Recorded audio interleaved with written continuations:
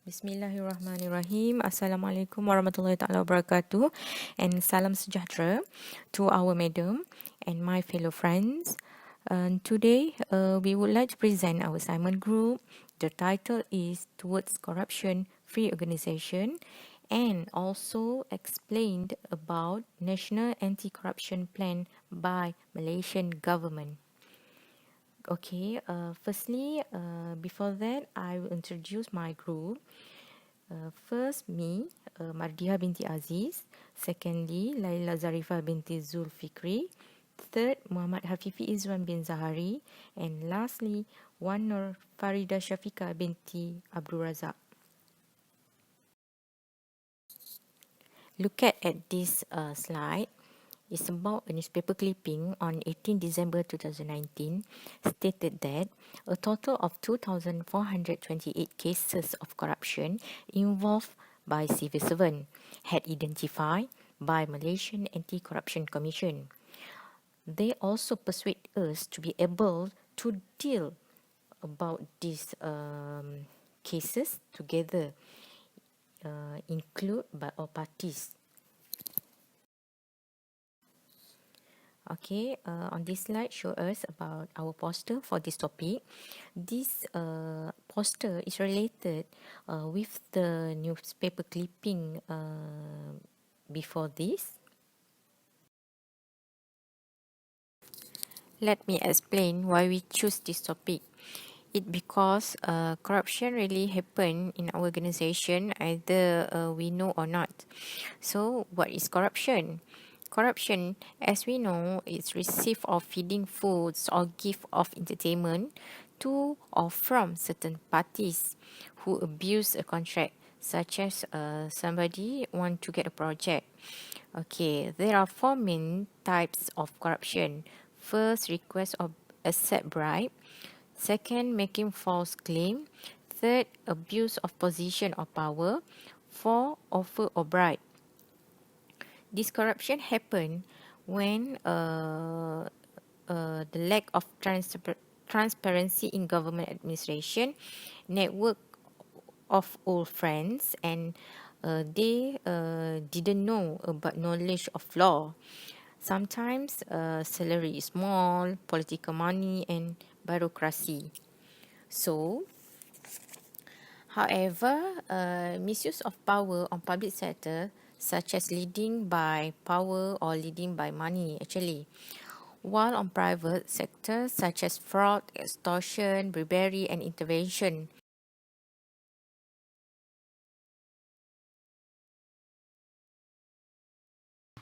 Okay, my name is Laila Zarifah binti Zulfikri, and I will explain about 6 points of key issues facing Malaysia in fighting corruption.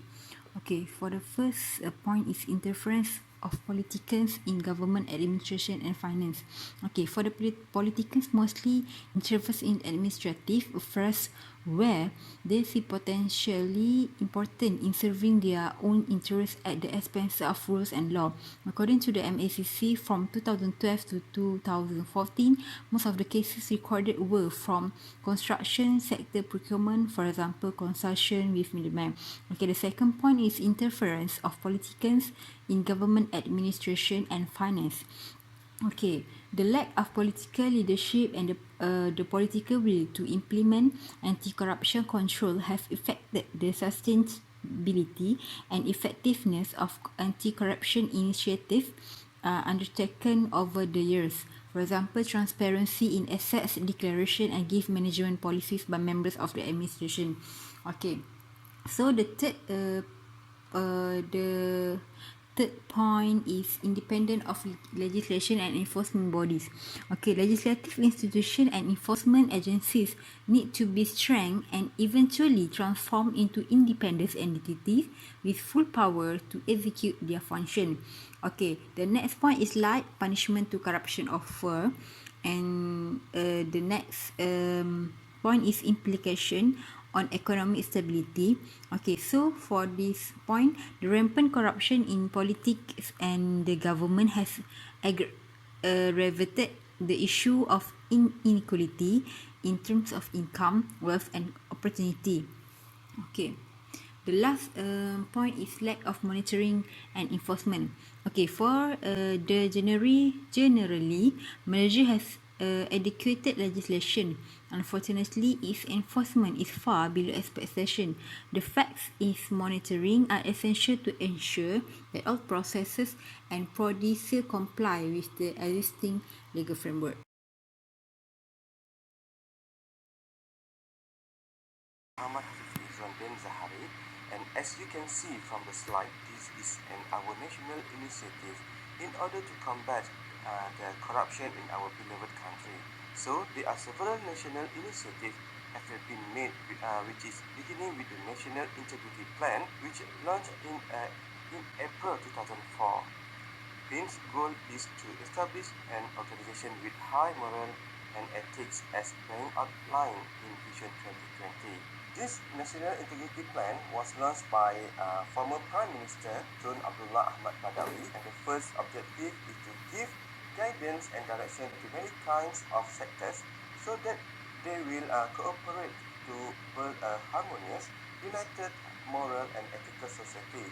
The second objective is to increase awareness, commitment and cooperation of various sectors in an effort to enhance integrity, so that the integrity become a community culture and practice in all areas.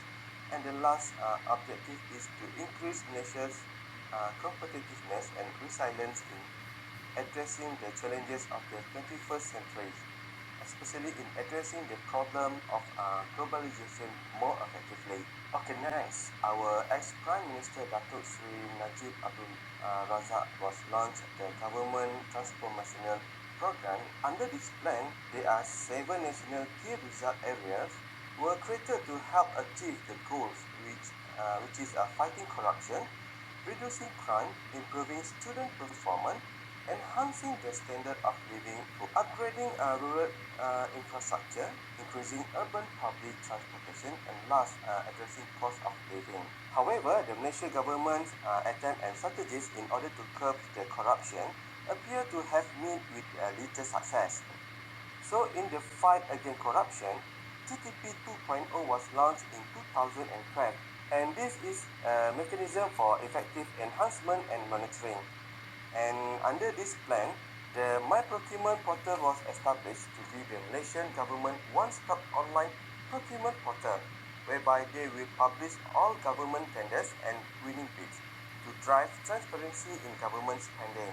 After the 14th general election, the Malaysian government has introduced the National Anti-Corruption Plan, or we call as a NACP, and was launched on 29 January 2019 to achieve the aspiration of Malaysia to be known for her integrity and not corruption.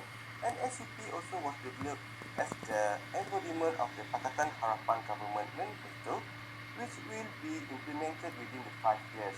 The vision of the NACP is to create a corruption-free nation through 3 specific objectives, namely judicial accountability and credibility, prosecution and law enforcement, which is efficiency and responsiveness in public service delivery, and last is integrity in business.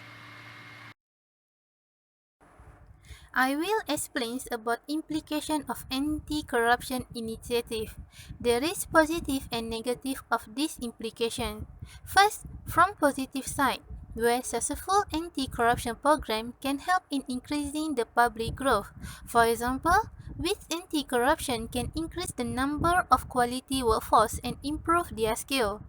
Besides, policymakers can also modify the tax code to increase workers' physical and intellectual capital.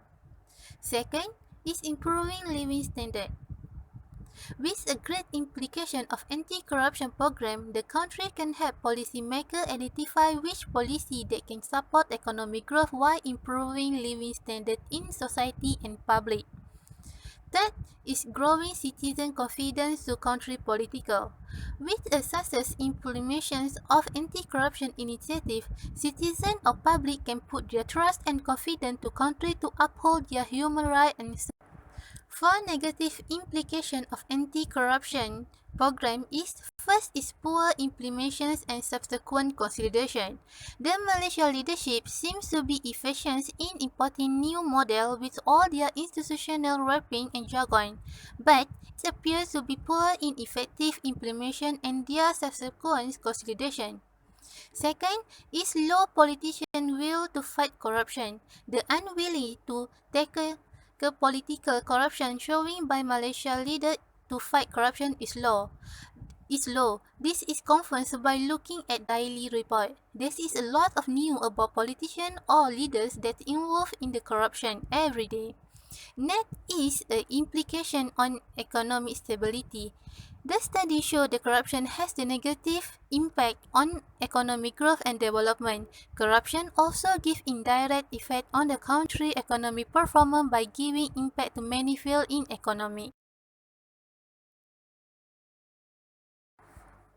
As conclusion, the implementation of anti-corruption policy is a practical objective based on the initiative that must be taken by every government and the private sector to address the issue of corruption in integrity and governance for the future.